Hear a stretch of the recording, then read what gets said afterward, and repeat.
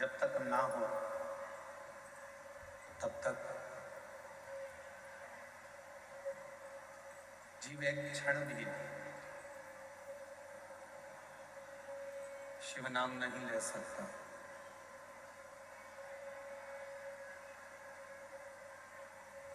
21,600 श्वास जो मेरे देवाधिदेव महादेव ने दी है प्रतिदिन,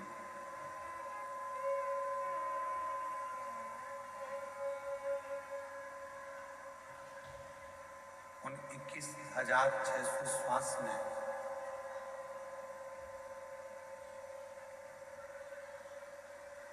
प्रतिदिन की 21,600 श्वास में से यदि मान लो कोई एक श्वास में भी यदि शिव का नाम निकल जाए,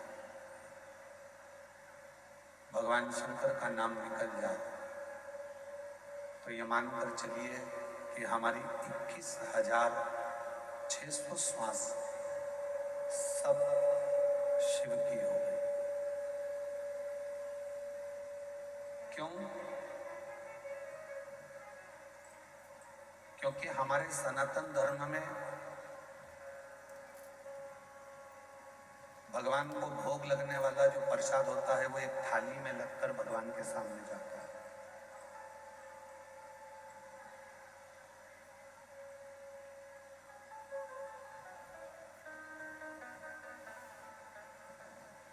भले प्रसाद भंडारे में जो भोजन बना वो बहुत सारा बना, चावल भी बना, सब्जी भी बनी, पूड़ी भी बनी, बूंदी भी बनी, सेव भी बना, मिक्सचर भी बना, सब कुछ बना,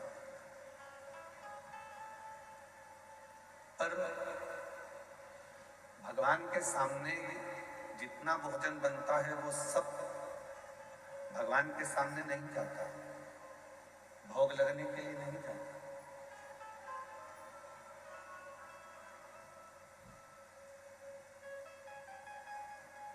भगवान के सामने तो मात्र एक थाली में लगकर भोजन तैयार होकर भगवान के सामने जाता है,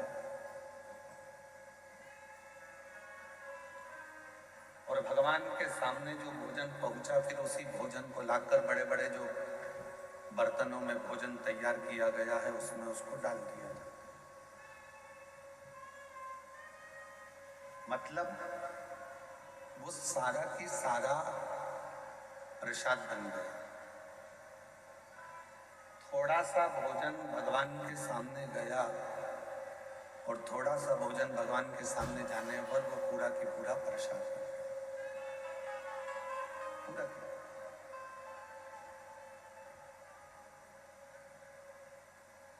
गया। थोड़ा सा भगवान के सामने पहुंचा, थोड़ा सा है, पर वो जितने बड़े बड़े पात्र थे, बर्तन थे, उसमें वो प्रसाद को डाला गया और वो पूरा की पूरा प्रसाद बन गया। उसी तरह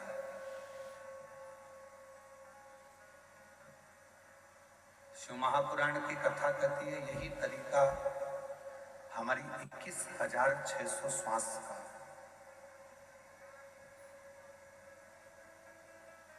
जो मनुष्य के शरीर से 21,600 श्वास निकलती है, उस 21,600 श्वास में से यदि एक श्वास पर भी भगवान शंकर का नाम आ जाए तो ये मानकर चलना कि तुम्हारी बाकी की जितनी श्वासें हैं तब सब शिव की हो गई हैं, शिव की कृपा प्राप्त।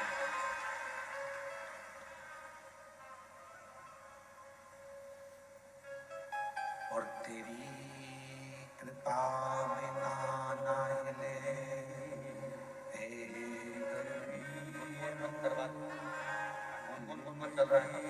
श्वास तेरी कृपा से तनो बखान क्या करूं मैं लाखों के ढेर का, चपटी बहुत में खजाना होएगा, हे रंगदार मुक्ति द्वार हो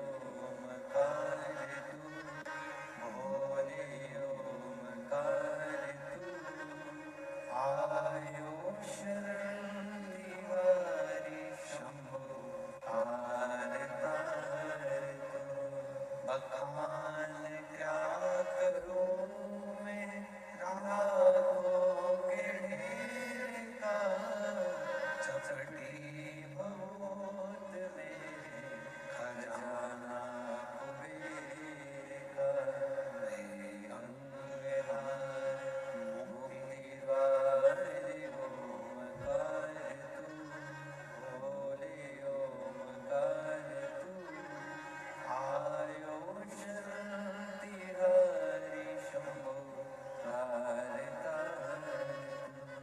शिव कथा कह रही है, भगवान शंकर का चरित्र कह रहा है।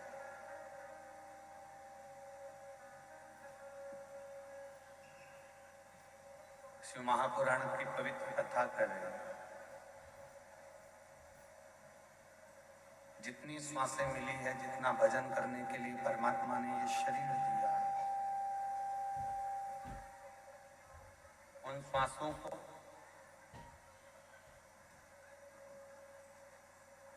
परमात्मा को देने का प्रयास करें।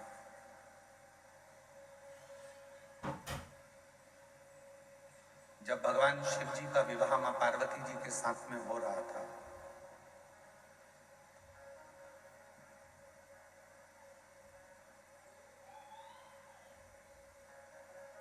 भगवान देवादित्य महादेव जो मां जगज्जननी जगदम्बा अम्बा पार्वती के साथ में विवाह कर रहे थे,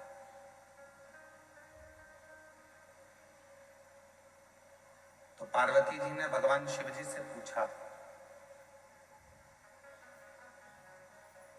आपके प्रथम में कितने सारे विवाह हुए हैं?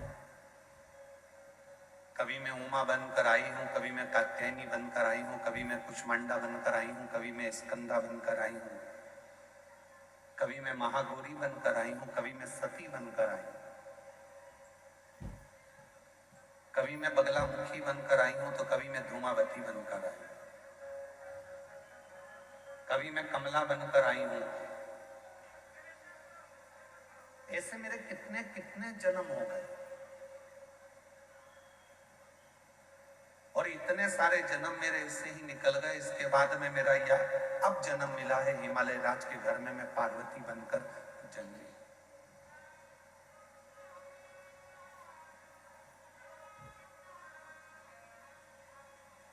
एक जन्म मुझे आज मिला है जो मैं पार्वती बनकर जन्मा।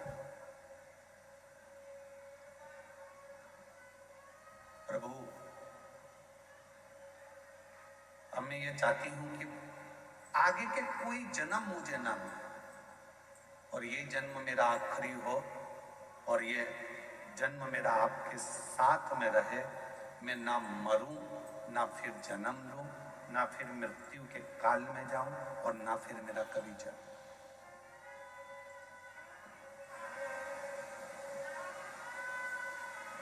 जन्म और मरण के प्रपंच से मैं छूट जाऊं। इसके बाद मेरा कोई दूसरा जन्म नहीं होना चाहिए। इसके बाद ये मेरा जो जन्म है, बस ये आखिरी।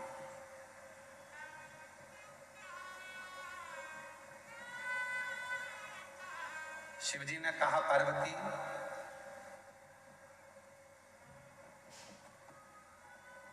संसार में रहने वाला चाहे मनुष्य हो, देवलोक में रहने वाला चाहे देवता हो, गंधर्व लोक में रहने वाला चाहे गंधर्व हो, अप्सरा लोक में रहने वाली चाहे अप्सरा हो, नाग लोक में रहने वाली चाहे नाग हो, सर्प हो, जो भी है, यदि वो एक बार मेरा भजन कर लेते हैं, और मेरा यदि उन्होंने स्मरण कर लिया, उनके मुख से नमः शिवाय, ओम नमः शिवाय निकल गया, उनके मुख से श्री शिवाय नमस्तुभ्यम निकल गया, यदि उन्होंने एक लोटा जल मुझे समर्पित कर दिया, तो शिव जी कहते हैं, पार्वती तुम क्या, देवता हो, गंधर्व हो, अप्सरा हो, सर्प हो, कोई भी हो, चाहे वो मनुष्य हो, शिव जी कहते हैं फिर उनका दूसरा जन्म नहीं होता, वो मेरे हो जाते हैं, और सारे जन्म और मरण के प्रपंच से छूट जाते हैं।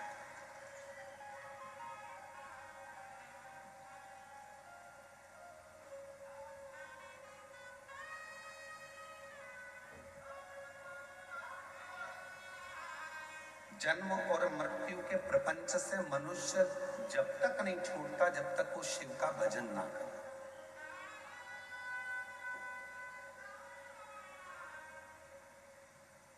कल हमने कथा में कहा था, विट्ठल विट्ठल भजोगे चले आएंगे त्रिपुरारी। विट्ठल नाम की गर्जना से शिव प्रसन्न हो जाते हैं और शिव नाम की गर्जना से विट्ठल प्रसन्न हो जाते हैं।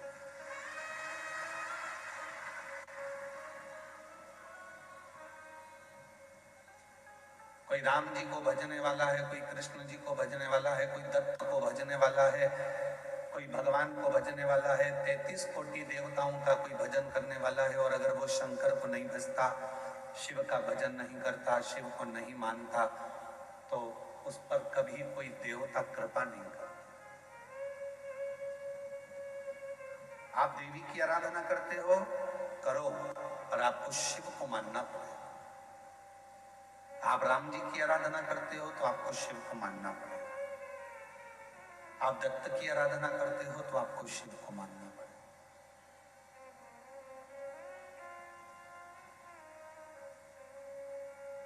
अकाल मृत्यु वो मरे जो काम करे चंडाल का, काल उसका क्या बिगाड़े जो भक्त हो महाकाल। शिव की आराधना के बिना संसार से मुक्ति सहज है।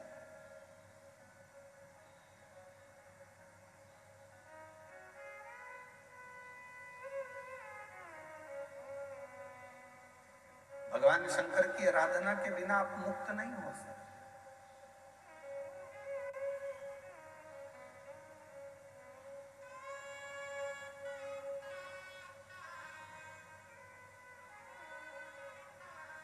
एक कथा आती है कश्यप मुनि की।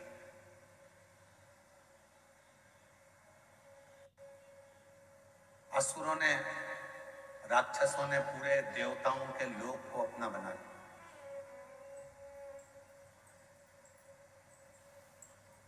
असुरों ने नागलोक को भी अपना बना लिया। गंधर्व अप्सराएं जितनी थी, असुरों ने सबको अपना बना लिया।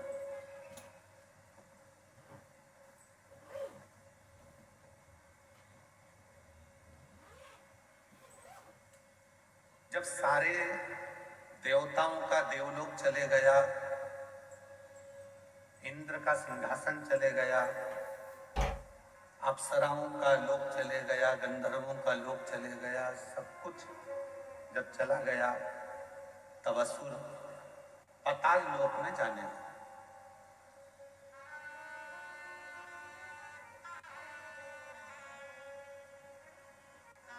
जितना नागलोक था उस पर भी असुरों ने अपना कब्जा कर लिया, अपना पद जमा।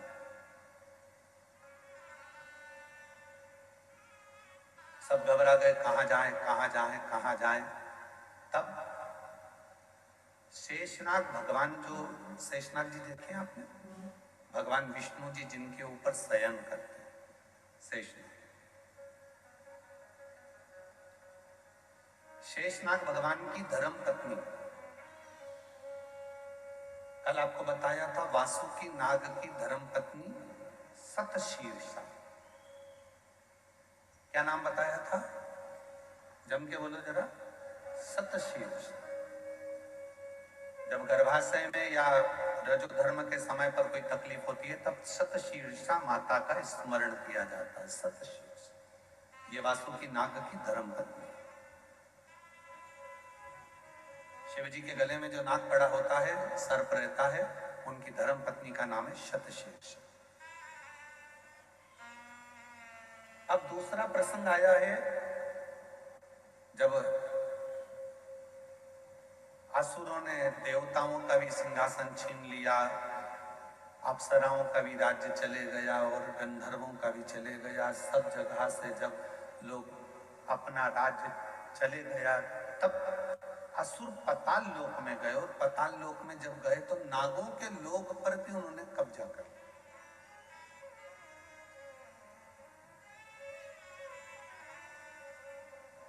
सूचना मिली शेषनाग जी की धर्म पत्नी को।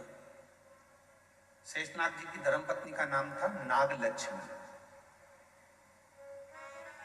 बोलो क्या नाम है? नागलक्ष्मी।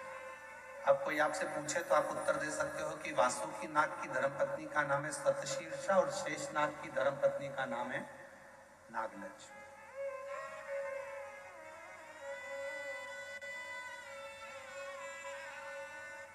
नागलक्ष्मी के पास में सूचना मिली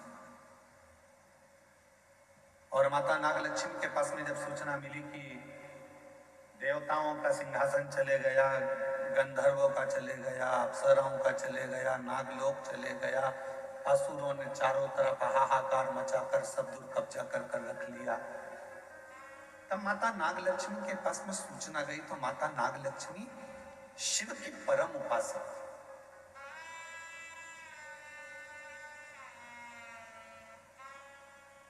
क्योंकि शेषनाग जी का विवाह भी भगवान शंकर की ही करुणा से नागलक्ष्मी के साथ हुआ।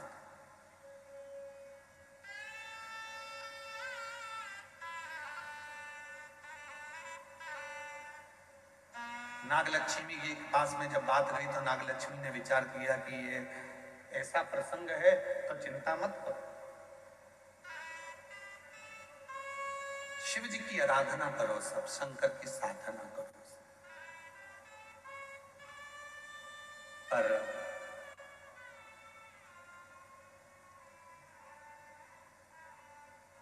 देवता बैठ गए साधना करने के लिए, गंधर्व बैठ गए साधना करने के लिए, अप्सराएं बैठ गई साधना करने के लिए, नाग बैठ गए साधना करने के लिए।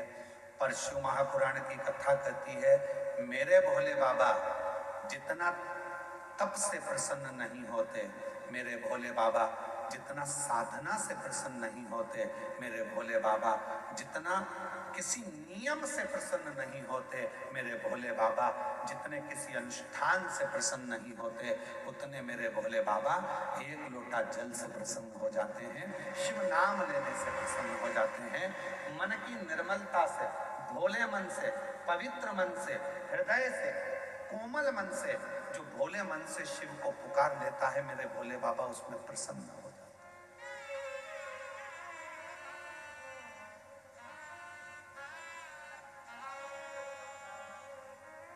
उसमें शिव की प्रसन्नता हो जाती है।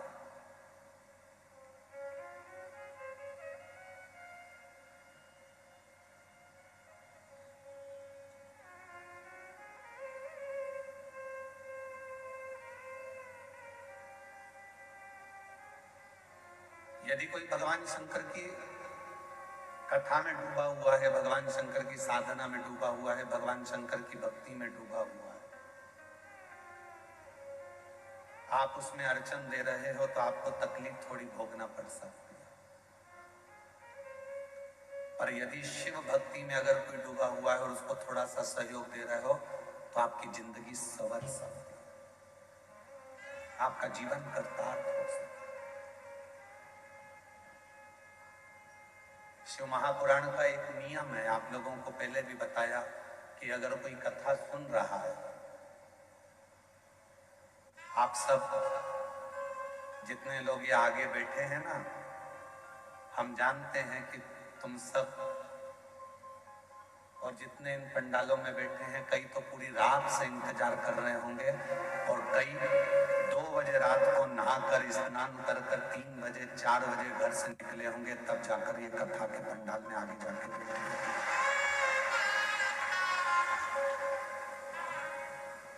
अब उसमें भी विचारों ने जिनको कथा सुनना थी वो सब जगह संभाल कर बैठ गए और ऊपर से मालूम पड़े कि कार्यकर्ताओं में से कोई तुम्हारे सामने आकर खड़ा हो जाए तो तुमको सबसे बड़ा दुश्मन वो ही लगता है।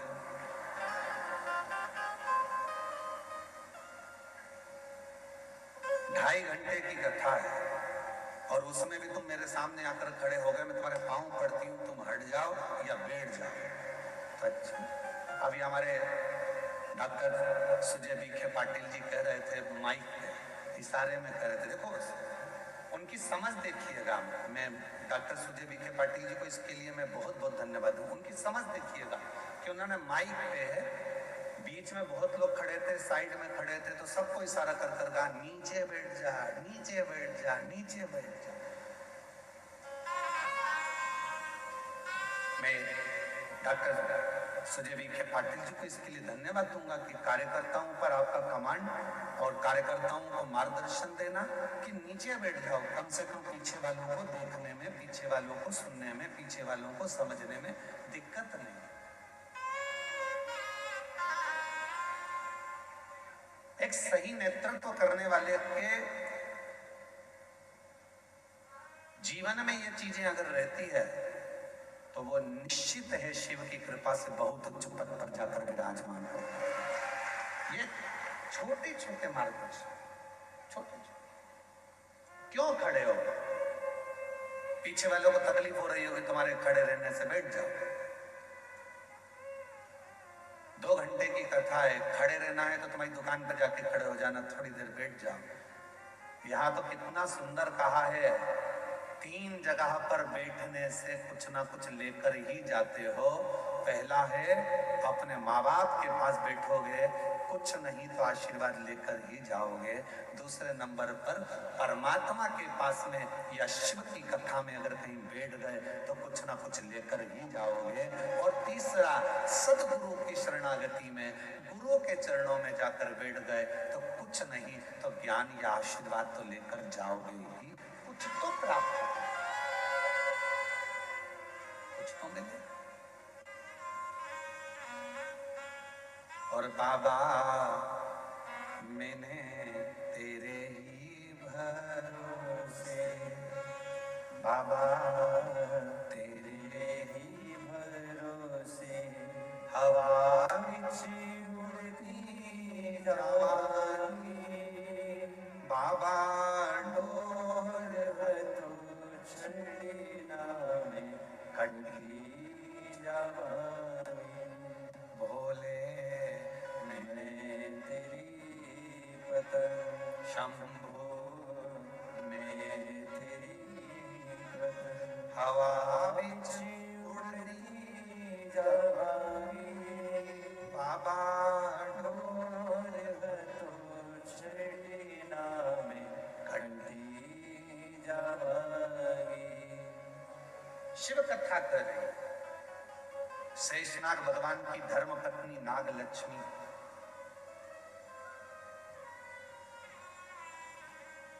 सबके हित का सोच रहे। लक्ष्मी किसको कहा जाता है?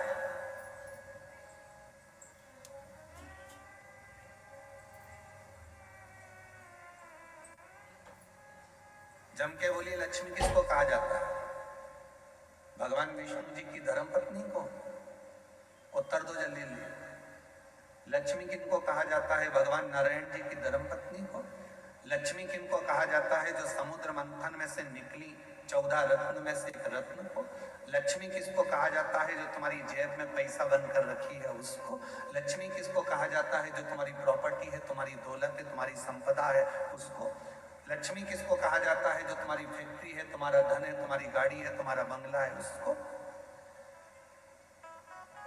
लक्ष्मी किसको कहते हैं? तो कहा संसार के जितने घर हैं और उस घर में जो स्त्रियां रहती हैं और जो नारी सबके भले की सोचे, वही घर की लक्ष्मी है।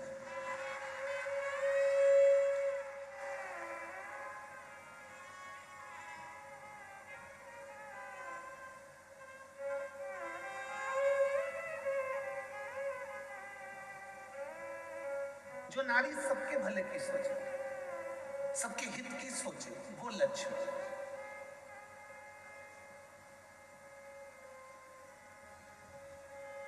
हम कल का प्रसंग सुनाते हैं आपको। कल हमारा नियम रहता है कि 5 दिन की कथा में 2 दिन हम सबसे मिलते हैं। तो शाम के समय हम पाटिल जी के पुराने वाले घर पर जहां हम रुके हुए हैं, उस भवन में हम रुके हुए हैं। तो वही नीचे सुजय भैया बोले कि सबसे मिलना है, गुरुजी 7 से 7:30 का समय दिया। अब मिलने वाले लाइन से आते रहे, पर हमारे माननीय विखे पाटिल जी की धर्मपत्नी श्रीमती शालिनी ताई, वो उधर से गांव की जो महिलाएं होती हैं उनको जाओ जाओ प्रणाम कर लो। फिर उधर से कोई भाई थे, उनकी आंखें नहीं थी तो उनको लेके आ गई, जाओ प्रणाम कर लो। फिर उधर से कोई काम करने वाला भाई था, उसको लेके आ गए, उनको प्रणाम करवाया। तो जितने कार्यकर्ता खड़े थे उन्होंने कहा ताई पहले इनको करा देते हैं। तो ताई बोली नहीं नहीं, इनका बाद में करा लेना, पहले ये बेचारे बहुत देर से खड़े हैं, इनके लिए सोचो, इनको कराओ। लक्ष्मी किसको कहते हैं? तुम्हारी जेब में पैसा भरा है उसको लक्ष्मी नहीं कहा जाता।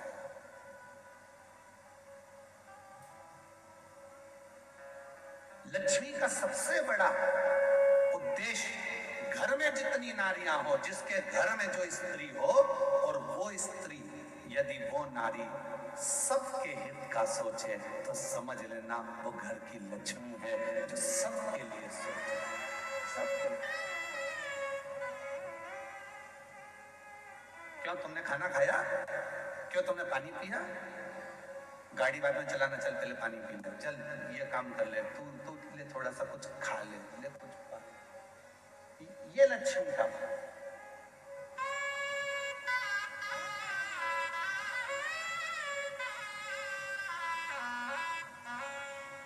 मैं शालिनी ताई जी आपको बहुत बहुत साधुवाद देता हूँ। भोजन बनाने के लिए आपने सेवक रखे थे, भोजन बना रहे थे ब्राह्मण, उसके बाद भी शालिनी ताई घर से खीर बनाकर लाती थी, कभी पूरन पोली बनाकर लाती थी, कभी कोई मिर्ची का ठेसा बनाकर लाती थी कि गुरु जी को ये जरूर देना हो, गुरु जी को ये जरूर। इसको कहते हैं मातृत्व भाव में लक्ष्मी का। और मुझे उम्मीद है जितनी मेरी जीजियां कथा सुन रही हैं और जितने मेरे जीजा कथा सुन रहे हैं और जितने संपूर्ण देश विदेश में बैठकर सनातनी शिशु महापुराण की कथा को सुन रहे हैं, तुम्हारे भी घर में एक नारी ऐसी जरूर होगी जो सबके लिए सोचती होगी, वो घर की लक्ष्मी है। वो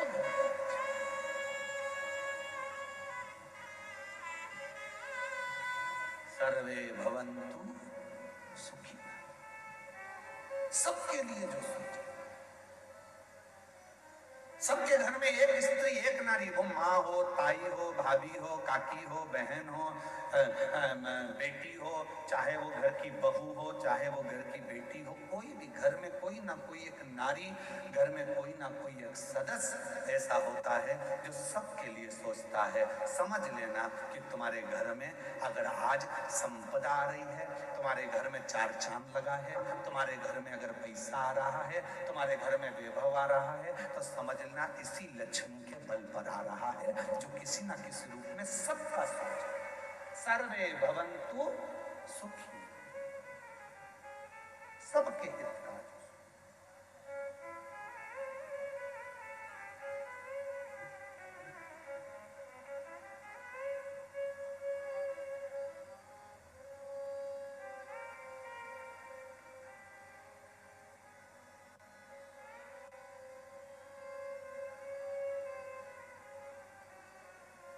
शिव की अविरल भक्ति में, भगवान शंकर के भजन में, शंकर के स्मरण में जो डूब गया, नागलक्ष्मी, शेषनाग जी की धर्म पत्नी नागलक्ष्मी, उनके मन में आया कि सब कुछ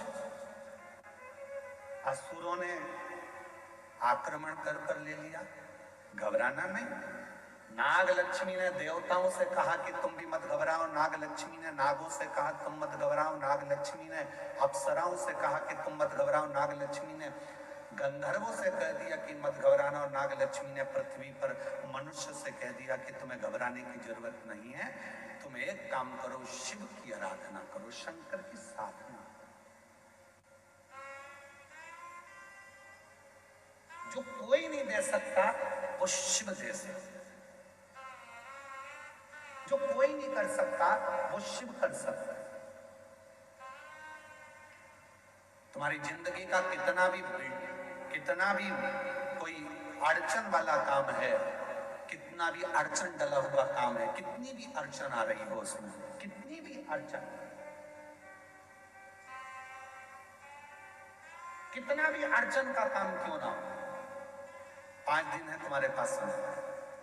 धनतेरस, रूप चौदस, दीपावली, पड़वा और दूज। क्यों हमारे सनातन धर्म में, क्यों हमारे हिंदू धर्म में दीपावली की इतनी महत्वता होती है, क्यों होती है?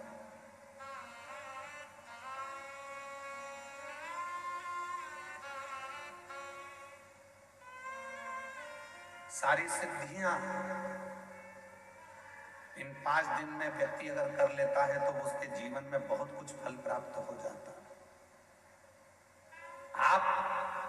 हम बहुत घंटों तक बैठकर साधना नहीं कर सकते, हम बहुत देर तक बैठकर तप नहीं कर सकते, हम बहुत लंबा यज्ञ नहीं कर सकते, हम बहुत लंबा अनुष्ठान नहीं कर सकते, पर यदि हमारे जीवन को हमें सफल बनाना है, हमारे जीवन को यदि हमें मंजिल तक पहुंचाना है, अड़चनों से बाहर निकलना है, तो ये 5 दिन जो दीपावली के कार्तिक महीने के मिले हैं, ये 5 दिन जो नाग लक्ष्मी ने सारे देवताओं से, सारे गंधर्वों से, सारी अप्सराओं से, सारे नागों से, सारे मनुष्यों से नाग लक्ष्मी ने जो करवाया वो तुम्हें करवाया।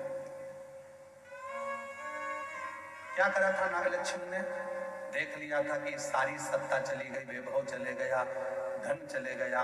जब बहुत अड़चन आकर खड़ी हो गई, असुरों ने आक्रमण कर कर सब कुछ ले लिया, कहीं राह नहीं मिल रही थी, तो नागलक्ष्मी ने कहा कि तप करने में बहुत समय हो जाएगा, साधना करने में बहुत समय हो जाएगा, यज्ञ करने में बहुत समय हो जाएगा, तो एक काम करो, शिव को अति प्रिय है बेलपत्र, एक बेलपत्र ले जाओ, शिव जी के शिवालय पर चढ़ाना प्रारंभ करो।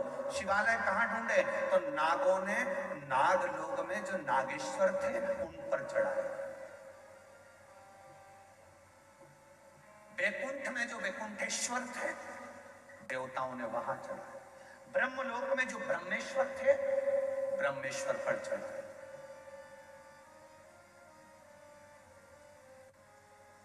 गंधर्व लोक में जो थे गंधर्वों के लिए वहां चढ़ाए। सबने भगवान शिव की आराधना करना प्रारंभ किया। और क्या आराधना करी उन्होंने? उनको नहीं मालूम था कि नागलक्ष्मी ने कहा है 5 दिन बेलपत्र लेकर जाते, शिव जी को जल चढ़ाकर एक बेलपत्र समर्पित करते और प्रणाम कर कर आ जाते। ये 5 दिन आप बड़ा यज्ञ नहीं कर सकते, साधना नहीं कर सकते, तप नहीं कर सकते, आराधना नहीं कर सकते, तो अपने घर के अंदर पूरे घर में भ्रमण कर कर एक बेलपत्री को बीच वाली पत्ती से पकड़कर पूरे घर का भ्रमण कर कर अपने मन की कामना कर कर बाबा देवाधिदेव महादेव को ये 5 दिन रोज एक बेलपत्र चढ़ाना प्रारंभ करो। 5वां दिन हो दूज का, उस दिन एक बेलपत्र जब चढ़ाओ तो उसी बेलपत्र को वापस लेकर आ जाओ और अपने घर में किसी भी जगह पर उसको साल भर रखकर देखिए, जिंदगी की सारी अड़चनें समाप्त होंगी, कार्य में सफल। यह नागलक्ष्मी के पूजन का दिन।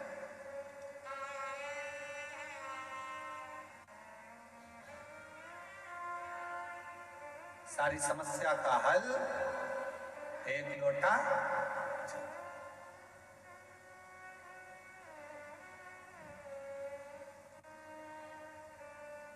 महाराज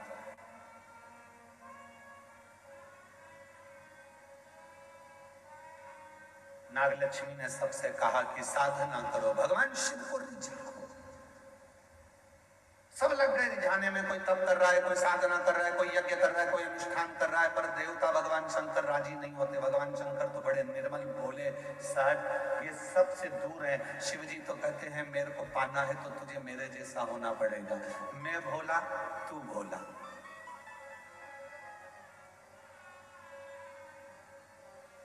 सबसे दूर सबसे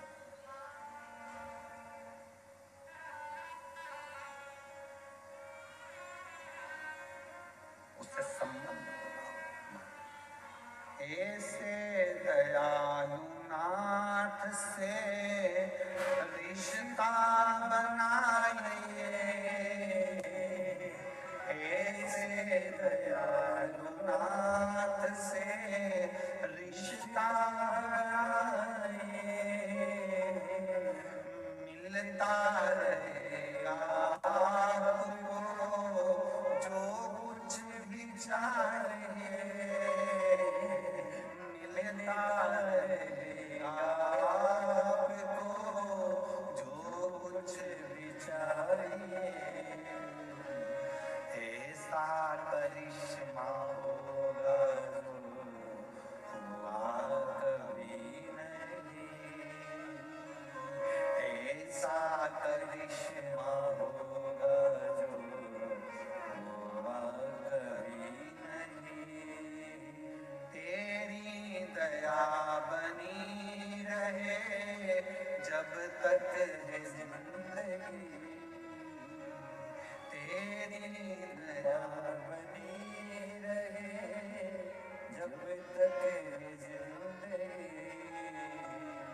मांगा है भोलेनाथ से वरदान एक ही, मांगा है भोलेनाथ से वरदान एक ही।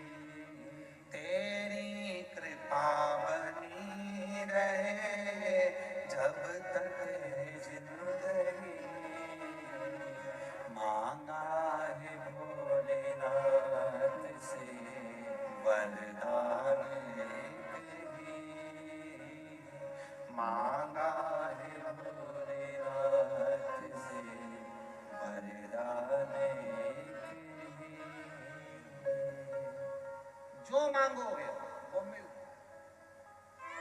इसकी एक लाइन का स्मरण फिर से करेंगे। ऐसे दयालु नाथ से रिश्ता बनाइए, ऐसे दयालु नाथ से रिश्ता बनाइए, मिलता रहेगा आपको जो कुछ भी चाहिए, मिलता रहेगा आपको जो कुछ भी चाहिए। ऐसा करिश्मा होगा जो हुआ कभी नहीं। हम आपसे पूछें, कल परसों एक माता जी आई थी, उनकी उम्र 50 साल की थी। आप ईमानदारी से बोलो 50 साल की नारी को बच्चा हो सकता है? विचार करिएगा जरा, बोलो बोलो जम के बोलो जरा, हो सकता है? और 50 साल की वो माँ कह रही है मेरी उम्र 50 साल हो गई और मुझे बाबा। ऐसा करिश्मा होगा जो हुआ कभी नहीं। 23 साल हो गए शादी को, डॉक्टर ने मना कर दिया तुम्हारे बच्चा नहीं हो सकता, सारे इलाज करवा लिया, मुंबई तक हो जाए तो भी तो बच्चा होगा। 23 साल के बाद 22 साल हो गए, 12 साल हो गए, 15 साल हो गए, किसी को ना जाने कितने कितने, कई माताएं बैठी हैं जिनके पत्र हम नहीं पढ़ता, किसी को 11 साल, किसी को 9 साल, किसी को 10 साल, किसी को 4 साल, किसी को 6 साल। आई भी होंगी यहाँ पर, हाथ उठाओ जरा। हम उनके पत्र नहीं पढ़ पाए, पर वो आई होंगी अपने बच्चों को लेकर भाव से प्रार्थना करने, शिव जी को नमन करने, शंकर को अपने मन का भाव हो। ऐसा करिश्मा होगा जो हुआ कभी नहीं, ऐसा करिश्मा होगा जो हुआ कभी नहीं।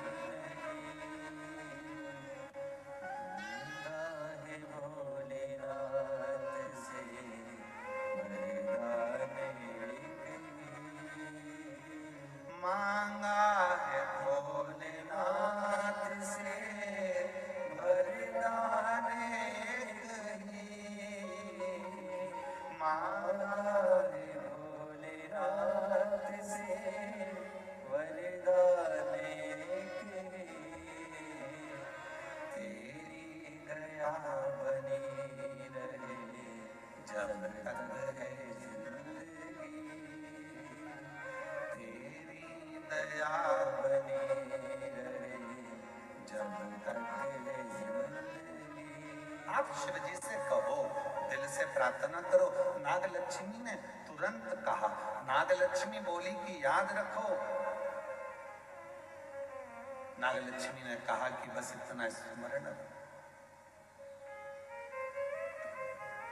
लोग कहते हैं शंकर जी को मनाना बहुत कठिन है, लोग कहते हैं शिव जी को रिझाना बहुत कठिन है, लोग कहते हैं शंकर का भजन करना कठिन है, लोग कहते हैं शिव जी का स्तवन करना कठिन है।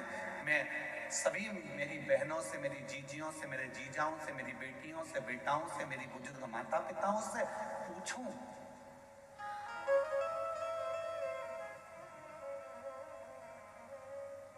शिव जी को रिझाना कठिन तो नहीं है ना? अरे बोलो तो जम के।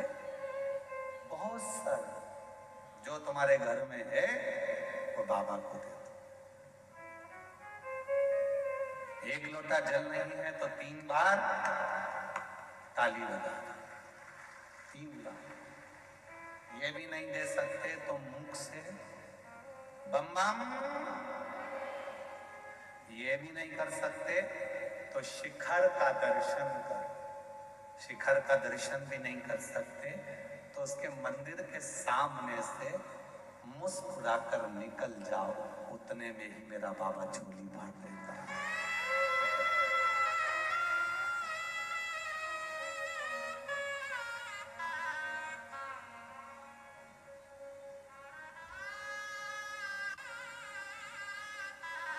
एक तत्व अच्छा है, देखिए।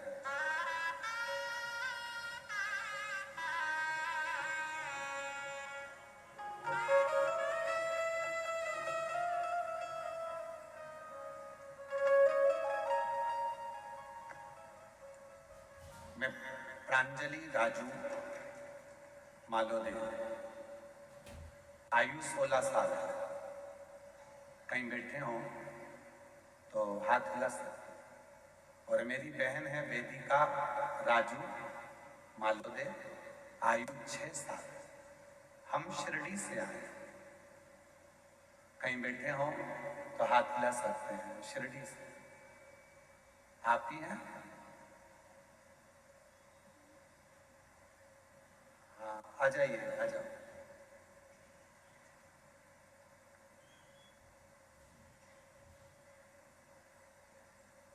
कई सालों से मेरी आंखों की रोशनी नहीं है, मुझे दिखता नहीं है। लगभग 3 साल तो हो गए कि मेरी आंखों से दिखना बंद हो गया। मेरी आंखों में रोशनी नहीं। गुरुदेव, एक बार घर के लोगों ने टीवी चलाई तो टीवी चलाने पर जनवरी 2022 में आपके मुख से पहली बार शिव पुराण की कथा सुनी और विश्वास हो गया कि जब इतने सालों से अगर रोशनी नहीं है तो मेरा बाबा अब मेरी आंख में रोशनी देगा। शिव जी मुझे रोशनी देंगे। गुरुदेव, 2022 से शंकर जी पे जल चढ़ाती हूँ। डॉक्टर ने तो मना कर दिया था कि बिल्कुल देख नहीं पाओगे, आंखें पूरी चली गई थी। पर 3 सालों से 2022 से शिव जी पर जल चढ़ा रही हूँ। शंकर को चढ़ा हुआ जल नेत्रों को ऐसे लगा लेती हूँ, आचमन कर लेती हूँ, बाबा को विनती करती हूँ मेरी आंखें आ जाए। आज बाबा की कृपा से मेरी 75% नेत्र की ज्योति वापिस आ गई है। 75% मुझे दिखाई देता है। अब मैं पढ़ना लिखना भी आता है। यही सब बाबा की कृपा है और शिव की उदारता है। शंकर, मेरी आंखों की पूरी रोशनी चली गई थी, मैं देख नहीं सकती। ऐसा करिश्मा होगा जो हुआ कभी नहीं, ऐसा करिश्मा होगा जो हुआ कभी नहीं। मांगा है भोले नाथ से वरदान एक ही। मैं आंखों से देख नहीं सकती थी, पूरी नेत्र से भी। 2022 से जल चढ़ा रही हूं। 2022 से मैं शिरडी की रहने वाली हूँ, 2022 से जल चढ़ा रही हूँ। आज मेरी आंखें 75% काम कर रही है। अब मैं पढ़ सकती हूँ, देख सकती हूँ। एक पत्रों रे अच्छा है।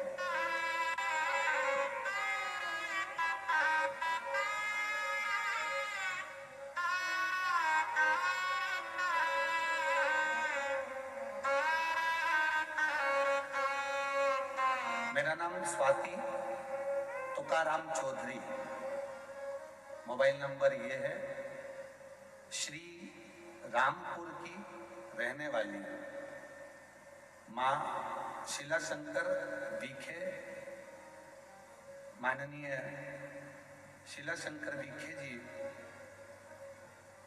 रोनी की रहवासी हैं। उनको पिछले 15 साल से अस्थमा की बीमारी है। लोनी के कोई रहने वाले हैं इनके, उनको अस्थमा की बीमारी है। काफी समय से 15 साल से ये बीमारी है। बिना पंप के नहीं रह सकती, बिना दवाई के नहीं रह सकती, 2 कदम भी नहीं चल सकती। 15 साल हो गए थे। तब शिव महापुराण की कथा के बारे में पता चला और मैंने माते आपकी कथा सन 2022 से सुनना शुरू किया, जिससे हर रोज मंदिर जाना, शिव जी को जल चढ़ाना और आचमन करना, बेलपत्र खाना प्रारंभ किया। 7 पंडालों में कथा सुनी और वहां की रच को माथे पर लगाना और खाना शुरू किया। फिर एक बार सीहोर से रुद्राक्ष लेकर आई, सौभाग्य मिला, बाबा को कावड़ चढ़ाई, पशुपति नाथ का व्रत किया। उसके प्रभाव से जो बीमारी सालों से थी वो अब पूरी तरह से समाप्त हो चुकी है। पंप भी हट गया, दवाई भी हट गई। ये शिव की कहीं बैठी हो तो बेलपत्र लेने के लिए आ सकते। शिव उदारता किसको कहते हैं?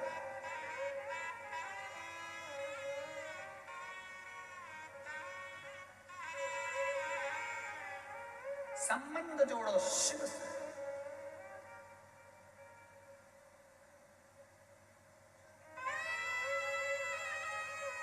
तेरी कृपा बनी रही जब तक है जिंदगी। ये जीवन जब तक है, आपकी करुणा, आपकी कृपा, आपकी दया बनी रहे। एक लोटा जल जब हम शिव को चढ़ाने के लिए जाते हैं, शंकर को चढ़ाने के लिए जाते हैं, हमारे यहाँ नियम है, विवाह होता है, लड़की के हाथ को लड़के के हाथ में दिया जाता है। बोलो बोलो, सही है कि गलत है? कन्यादान करते समय लड़की का हाथ लड़के के हाथ में दिया जाता है, कन्यादान करा जाता है। जब हम एक लोटा कन्यादान के समय पर भी हाथ पे पानी डाला जाता है, उसी तरह जब हम अपना हाथ आगे बढ़ाकर शिव जी पे एक लोटा जल चढ़ाते हैं तो हम स्वयं शिव के हो जाते हैं और शिव हमारा हो जाता है। हम शिव के शिव।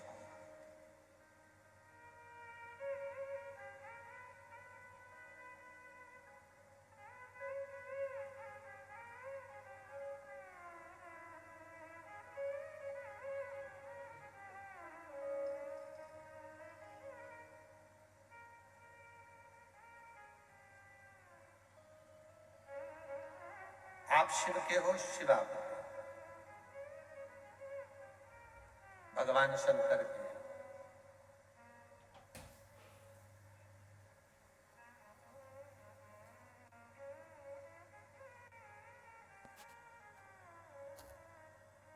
कितनी परीक्षा लेता है भगवान।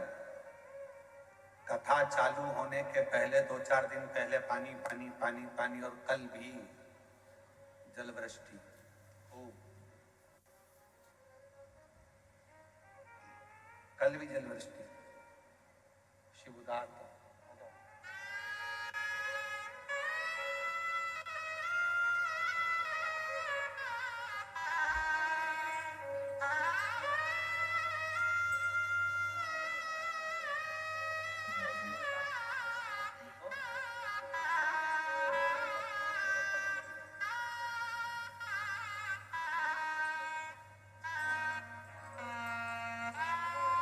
श्री शिवाय नमः।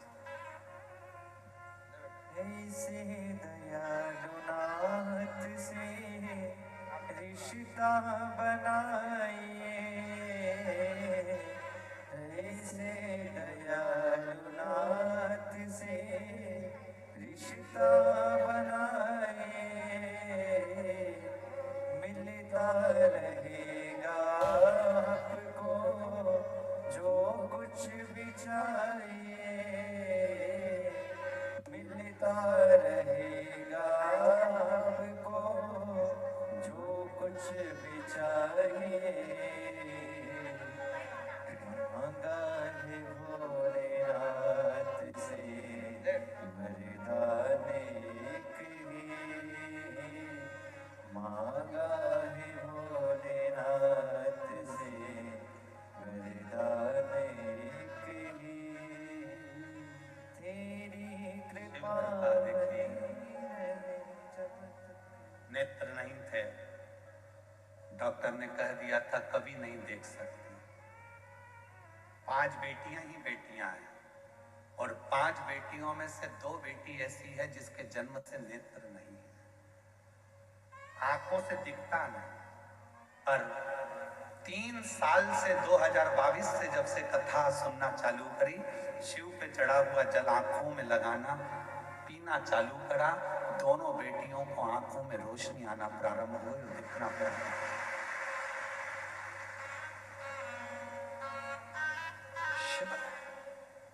शंकर अब वो कह रही हैं कि डॉक्टरों को हमने बॉम्बे दिखाया, सब दूर दिखाया, सबने मना कर दिया था ये कभी नहीं देखेंगे। दोनों बेटियों को दिखाया और अब दोनों बेटियों की आंख की रोशनी 75% आ चुकी है, बाबा की कृपा से देखना प्रारंभ। इसमें आपका विश्वास शिव के प्रति, शंकर ऐसा करिश्मा होगा जो हुआ कभी नहीं, हम उस पे आश्रित हो, हम भगवान पर आश्रित नहीं हो पाते।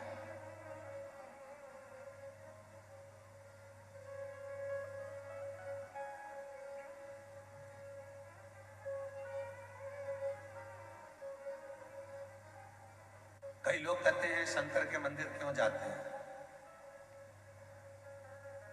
बहुत सारे मिलेंगे जो आपको शिव से दूर करेंगे। कई लोग आपसे कहेंगे कि क्यों शिव पुराण की कथा सुनते हो, क्यों जाते हो, क्या करोगे? शिव के मंदिर जाकर शंकर को जल चढ़ाकर शंकर की कथा सुनकर। कई लोग सोशल मीडिया पर भी आपसे कहेंगे शंकर के मंदिर जाकर क्या करोगे, भीड़ लगाकर क्या करोगे, इतनी गर्दी हो रही है, इतना भीड़ हो रहा है, क्यों कथा में जा रहे हो, क्यों जा रहे हो, क्या करोगे, क्या करोगे वहां जाकर? तो उसको कह देना हमने तुझसे पूछा क्या कि जाए कि नहीं जाए? मैं मेरे दिल की सुनती हूं, मैं मेरे मन का मानती हूं, मैं अपने मन का राजा हूं, मेरी मर्जी पड़ेगी तो जाऊंगा और मेरी मर्जी पड़ेगी तो नहीं। किसी ने कहा कि तुम मंदिर मत जाओ, तुम मंदिर छोड़ दिया। किसी ने कहा तुम शिव कथा मत सुनो, तुमने कथा छोड़ दी। किसी ने कहा शंकर जी पे चढ़ा हुआ पानी मत पियो, तुमने पानी छोड़ दिया। मतलब तुम्हारा रिमोट किसी दूसरे के हाथ में है, वो कहता है तुम बंद कर देते हो, वो कहता है तुम मंदिर जाना छोड़ देते हो, वो कहता है तो तुम कथा सुनना छोड़ देते हो, वो कहता है तो तुमने शंकर पे जल चढ़ाना छोड़ दिया, वो कहता है तो शंकर जी पे चढ़ा हुआ जल पीना छोड़ दिया। मतलब दूसरा कुछ कहेगा तो तुम सुनोगे, मतलब तुम अपने मन के राजा नहीं हो। जैसे टीवी का रिमोट दूसरे के हाथ में होता है तो वो अपनी मर्जी से नाटक देखता है, उसी तरह तुम अपनी जिंदगी का रिमोट किसी दूसरे के हाथ में मत दो, अपने मन के राजा बनकर जिंदगी जियो।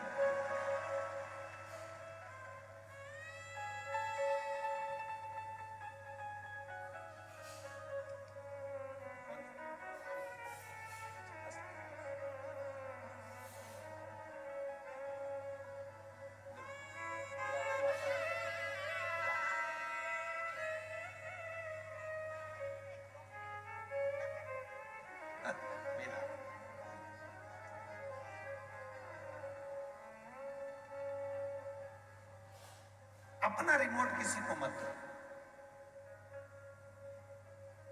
अपनी जिंदगी के हकदार अपन है। कोई कहे कि ऐसा मत कर, मंदिर मत जा, पानी मत चढ़ा, कथा मत। मैंने तुझसे पूछा क्या कि जाऊं कि नहीं जाऊं, कथा सुनूं कि नहीं सुनूं, मेरी मर्जी। मैं चाहे ये करूं, मैं चाहे वो करूं, मेरी मर्जी। आग लगे बस्ती में अपन तो मत। जो ज्यादा मना करे तो उतनी जोरदार चोटी करके, और एक चोटी और होती खजूर वाली चोटी, ऐसे बाल निकाल के 3 बट लगा के फिर इधर से इधर खींच के फिर इधर से इधर खींच। जो ज्यादा मना करे तो वैसी खजूर वाली चोटी बनाकर जोरदार तरीके से 1 लोटा जल भर के सिर पे पल्लू लेके आग लगे बस्ती में, ये चली मस्ती।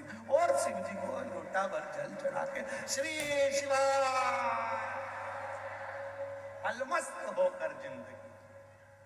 वो कहता है ऐसा कर लो, तुम वैसा कर लेते हो। सोशल मीडिया पे तो लोगों का काम है दिन भर बैठकर ज्ञान देना, बस ऐसा ही, ये मत कर लेना, वो मत कर लेना, ये मत कर लेना। जब गूगल सर्च करोगे तब सवेरे सवेरे आ जाएगा, प्रदोष के दिन ऐसा मत कर लेना, एकादशी पे ऐसा मत कर लेना, धनतेरस पे ऐसा मत कर लेना। तो अपने को ये सब चीज देखना ही नहीं, अपने को तो एक ही काम करना, अपना मन चंगा तो कठोर में गंगा, मन चंगा होना चाहिए। 1 लोटा जल सारी समस्या का हल। मेरा मन करेगा मैं वैसा भगवान को रिझा, मेरा मन करेगा जैसा मैं शिव जी को रिझा।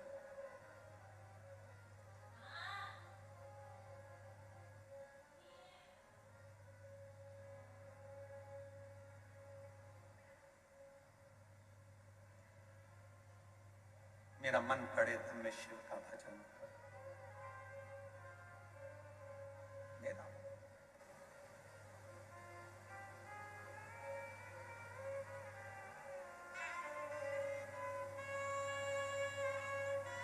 शिव कथा में नाग लक्ष्मी का कथा कर, नाग लक्ष्मी की कथा को अपनी जिंदगी में उतारना। शेष नाग भगवान की धर्म पत्नी नाग लक्ष्मी ने देवताओं से, गंधर्वों से, अप्सराओं से, सर्पों से, सबसे करा। तुमने तप करा,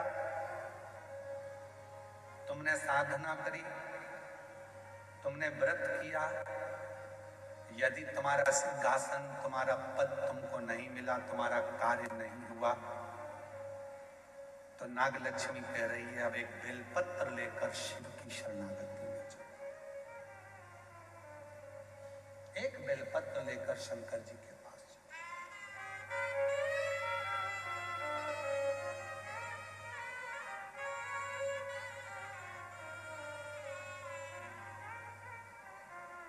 और मेरे बाबा दया करना, मैं तेरे भरोसे हूँ। मेरे बाबा दया करना, मैं तेरे भरोसे हूँ। ना घर के भरोसे हूँ, ना परिवार के भरोसे हूँ, ना घर के भरोसे हूँ, ना परिवार के भरोसे हूँ। मेरे बाबा दया करना, मैं तेरे भरोसे हूँ। भोले बाबा दया करना, मैं तेरे भरोसे हूँ। नाग लक्ष्मी ने सबसे कह दिया अब तुमने तप कर कर देख लिया, साधना कर कर देख लिया, व्रत कर कर देख लिया, सब कुछ करके देख लिया, तो अब एक बेलपत्र का प्रयोग कर कर। कितने दिन? जम के बोलो, धनतेरस से चालू हो जाओ, बेलपत्र लिया, पूरे घर में भ्रमण कर शिव जी को समर्पित कर एक लोटा जल चढ़ाया। फिर दूसरे दिन एक बेलपत्र लिया, फिर भ्रमण किया, शिव जी को समर्पित, फिर धनतेरस, रूप चौदस, दीपावली, पड़वा, दूज, दूज का दिन रहे, जब 5वां दिन विराम का रहे, तब बेलपत्र चढ़ाकर जल चढ़ाकर उसी बेलपत्र को वापिस लेकर आइए, रखो उसको समा।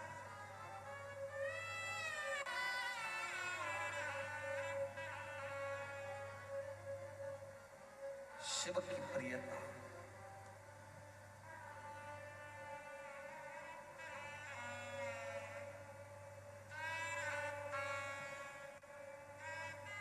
बिना भगवान शंकर के कृपा के, बिना माँ जगत जननी जगदम्बा के कृपा के तो लक्ष्मी भी आपके घर में प्रवेश नहीं करती। बिना शिव लक्ष्मी भी आपके घर में प्रवेश नहीं करती अगर शिव की कृपा ना हो तो। शंकर जी की करुणा ना हो तो शिव जी की दया ना हो। हर हर लक्ष्मी जी याद करिए, एक कथा बीच में पहले भी कही, आज फिर स्मरण में आ रही है।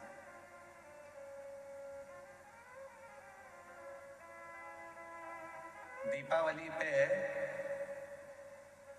लक्ष्मी जी की पूजन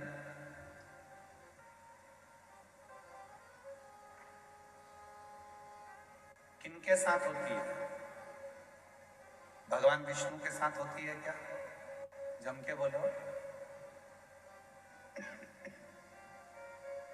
किनके साथ होती है? अगर लक्ष्मी जी का फोटो देखोगे तो उस फोटो में एक साइड में सरस्वती मैया और दूसरी साइड में भगवान श्री गणपति जी, गणेश। बोलो बोलो, देखा है कि नहीं देखा है? जम के तो बोलो, देखा है सबने? एक साइड में माता सरस्वती जी हैं, दूसरी ओर गणपति। कभी विचार करा क्या भगवान माता लक्ष्मी का पूजन तो भगवान नारायण जी के साथ होना चाहिए, पर गणेश जी के साथ हो रहा है। लक्ष्मी जी का पूजन सरस्वती जी के साथ हो रहा है, इनका पूजन तो भगवान विष्णु जी के साथ होना चाहिए। कभी विचार करो, कभी सोचो। शिव महापुराण की कथा कहती है, एक बार भगवान विष्णु ने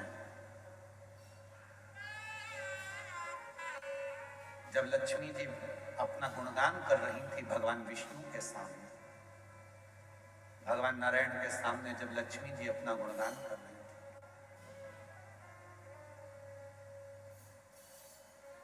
तब भगवान नारायण के मुख से निकल गया था, लक्ष्मी तू तो अपूर्ण है, अपूर्ण। लक्ष्मी जी की आंखों में जल भर गया। लक्ष्मी जी ने कहा, प्रभु आप मुझे अपूर्ण करें। लक्ष्मी तो किसी की यहां पर कितनी भी चली जाए परंतु उसकी तृप्ति पूर्ण नहीं होती।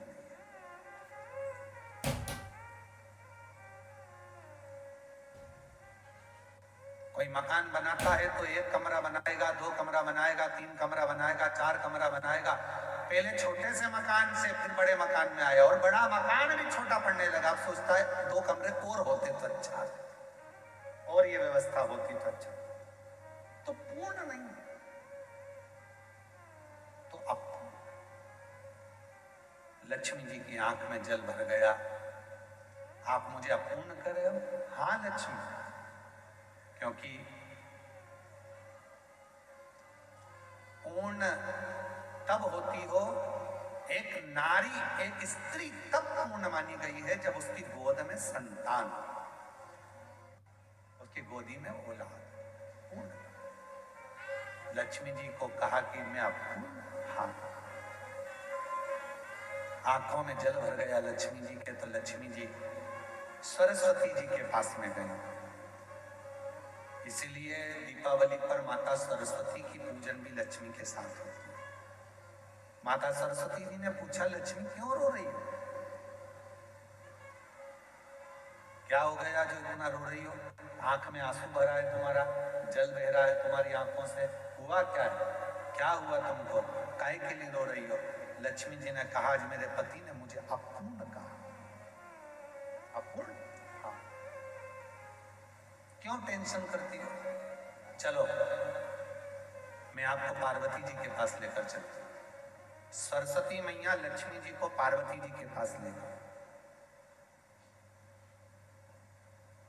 और मां जगत जननी जगदम्बा के पास जाकर जैसे ही सरस्वती ने देखा, पार्वती जी ने पूछा, आज तो लक्ष्मी जी का चेहरा उतरा हुआ है, क्या बात है? आज मेरी बेस्ट फ्रेंड इतनी नर्वस दिख रही है, बात क्या? चेहरा उतरा हुआ है, क्या हुआ? सरस्वती जी ने कहा, आज भगवान विष्णु ने लक्ष्मी को अपूर्ण कह दिया। इतनी सी बात। पार्वती जी ने कहा, बस इतनी सी बात की अपूर्ण कह दिया, अभी मैं इसको पूर्ण कर देती हूँ। माता पार्वती जी ने गणेश जी को बुलाया, बेटा गणेश, ओ गणपति इधर आओ, विनायक इधर आओ। गणेश जी दौड़ते हुए आए, माँ बोलो क्या बात है? माँ ने अपने बेटे गणेश जी को लिया और लक्ष्मी जी की गोद में बिठा दिया। आज से तुम पूर्ण हो गए, आज से तुम। लक्ष्मी जी की गोद में जैसे गणेश जी को बिठाया, लक्ष्मी जी की आंख में जल भर गया। पार्वती, तुमने अपना पुत्र मुझे दे दिया गणेश? पार्वती जी ने कहा, सुन लक्ष्मी, मृत्यु लोक में, संसार में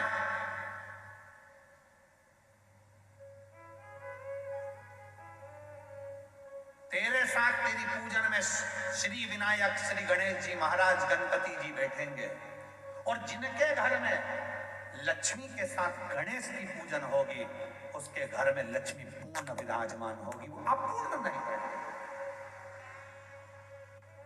अपूर्ण नहीं है।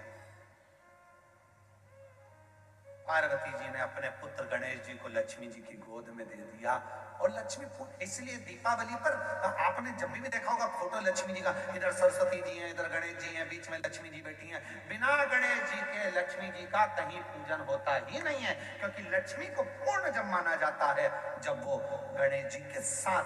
आपके घर में चांदी की मूर्ति होगी तो भगवान गणेश लक्ष्मी की होगी, पीतल की मूर्ति होगी गणेश लक्ष्मी की होगी, आपके घर में कोई फोटो होगा गणेश लक्ष्मी सरस्वती का होगा। सरस्वती जी ने पार्वती जी से कहा था, इसलिए माता सरस्वती की भी पूजन होती है। गणेश जी गोदी में आए, इसलिए लक्ष्मी जी के साथ गणेश जी की पूजन होती है।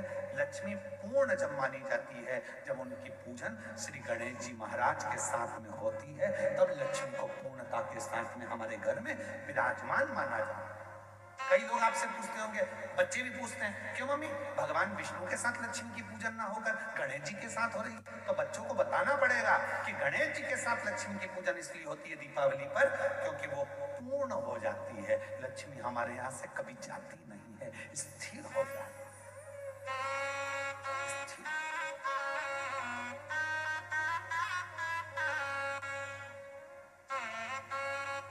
और जब लक्ष्मी की पूर्णता भगवान श्री गणेश जी महाराज को पाकर होती है, गणेश जी लक्ष्मी,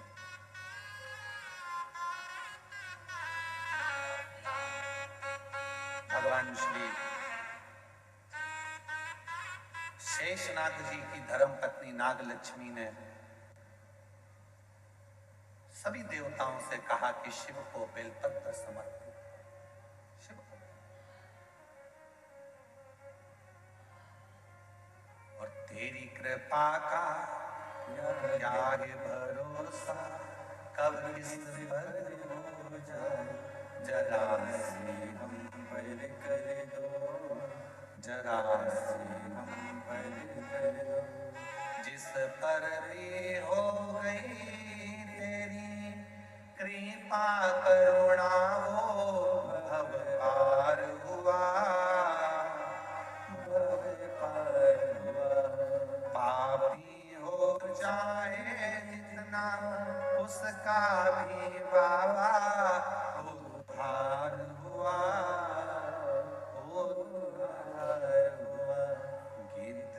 शामिल गणिका जैसे तेरे मन को आए जरा सी हम पर कर दो, जरा सी हम पर कर दो। तेरी कृपा का क्या है भरोसा, कब किस पर हो जा, जरा सी हम पर कर दो, जरा सी हम पर कर दो। तो गणेश जी के साथ लक्ष्मी जी का पूजन है, सरस्वती जी के साथ लक्ष्मी जी का पूजन है।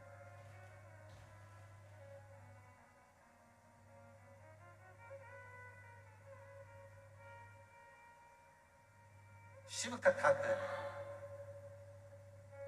जैसे ही नाग लक्ष्मी ने शेषनाग जी की धर्म पत्नी ने जैसे ही सारे देवताओं को, गंधर्वों को, अप्सराओं को, सबको कह दिया, सब चल दिया, बेलपत्र लिए शिव की शरणागति।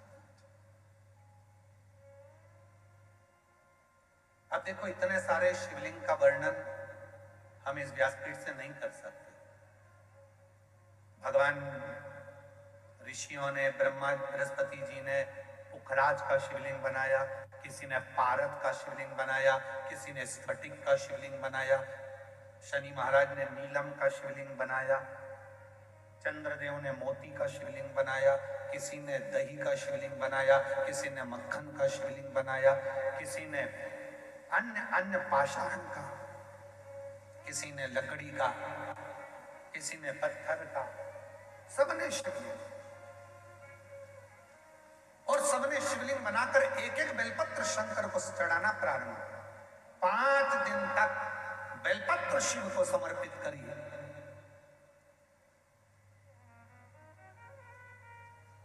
भ्रमण करते करते करते करते नंदीश्वर आ गए। भ्रमण करते करते नंदी आए, और नंदी जब आए सामने जाकर खड़े हुए।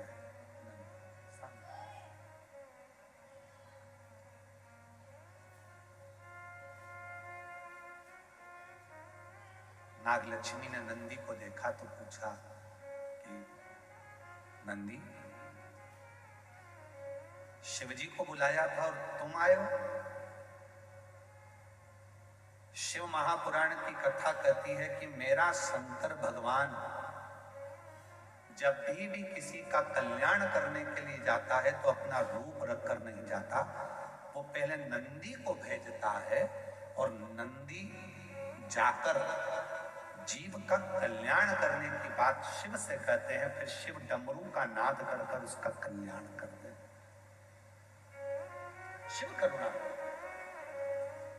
जैसे अभी पहले कथा में एक वर्णन किया था, शिव जी की कथा का एक सुंदर वर्णन करते कहा था कि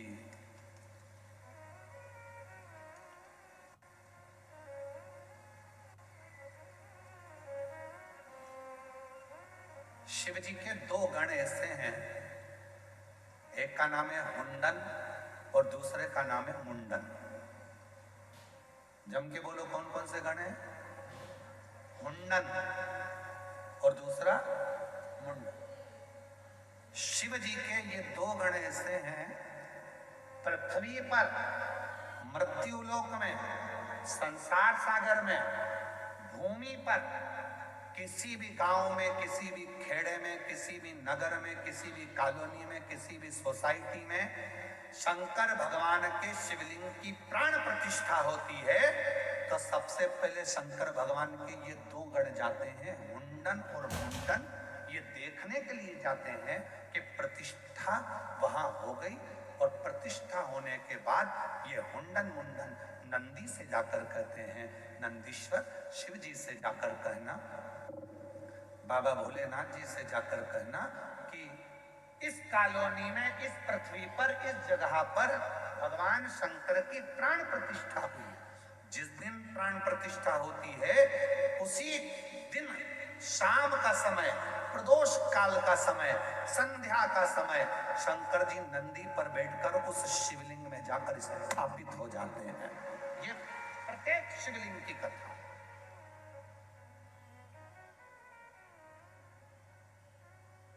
कई लोग कहते हैं गुरुजी हमारे घर के पास अभी अभी मंदिर बना 1 साल पहले, हम वहां जल चढ़ाएं? क्यों नहीं? किसी ने कहा अभी हमारे घर के पास में 1 महीने पहले मंदिर बना, जल चढ़ाएं? क्यों नहीं? किसी ने कहा 15 दिन पहले मंदिर बना, क्यों नहीं? पूरे पृथ्वी पर अगर कहीं पर भी शंकर के मंदिर का निर्माण होता है या शंकर भगवान की शिवलिंग की प्राण प्रतिष्ठा होती है, शिवलिंग अगर कहीं रखा जाता है तो शंकर भगवान हुंडन मुंडन 2 गणों के कहने पर नंदी के साथ बैठकर जाते हैं और उस शिवलिंग में प्रदोष काल में शंकर जी स्थायी रूप से उसके अंदर विराजमान हो जाते हैं। उस पर जल चढ़ाओगे उसका फल मिलना प्रारंभ हो। कई लोग हमसे प्रश्न करते हैं क्यों गुरुजी आप इतने उपाय बताते हो, क्या ये सारे उपाय हम घर के शिवलिंग में कर सकते हैं क्या? घर के शिवलिंग के अंदर कर सकते हैं क्या? तो हम उनसे कहते हैं नहीं, अगर कोई उपाय करना है तो आपको मंदिर के शिवलिंग में जाकर करना है। क्यों? क्योंकि मंदिर का शिवलिंग के अंदर भगवान शंकर जिस दिन प्राण प्रतिष्ठा होती है उसी दिन प्रदोष काल में शंकर जी उसके अंदर आकर विराजमान हो जाते हैं। मुंडन मुंडन के करने पर शिव वहां विराजमान।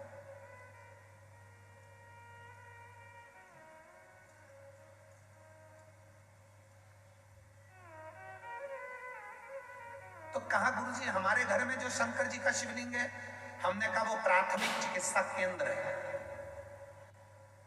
और मंदिर में जो शिवलिंग है हमने कहा तुम्हारे गांव का अस्पताल है।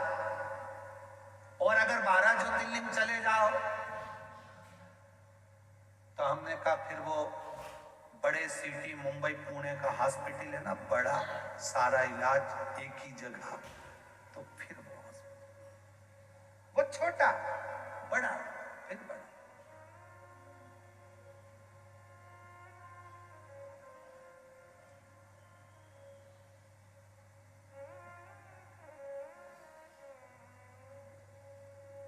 बड़े से बड़ा हॉस्पिटल। तो क्या हमारे घर के शंकर के शिवलिंग को उपाय करो, मना नहीं है, पर मूल रूप से शिव के मंदिर जाना चालू करो। मूल रूप से कोई तकलीफ है, कष्ट है, बीमारी है, रोग है, तकलीफ, जाओ शिव के द्वार जाओ।